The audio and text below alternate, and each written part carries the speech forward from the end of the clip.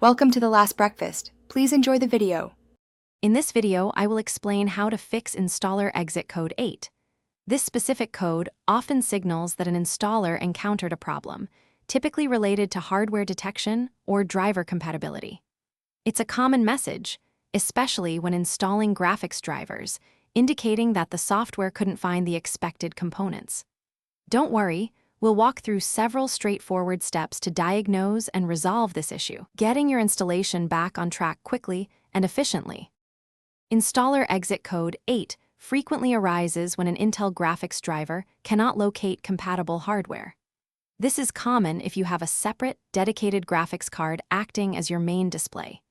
Your system's BIOS settings might also have the integrated graphics processor disabled, preventing detection.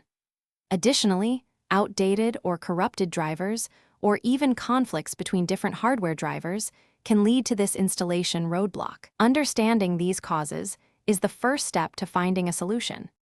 To begin troubleshooting, first access your system's BIOS settings. Look for options like iGPU multi-monitor or integrated graphics and ensure they are enabled. Next, open Device Manager.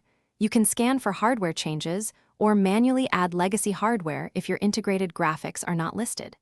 It's also crucial to uninstall any old or conflicting graphics drivers completely, using a dedicated uninstallation utility for a clean slate. These steps address the most frequent causes of exit code 8.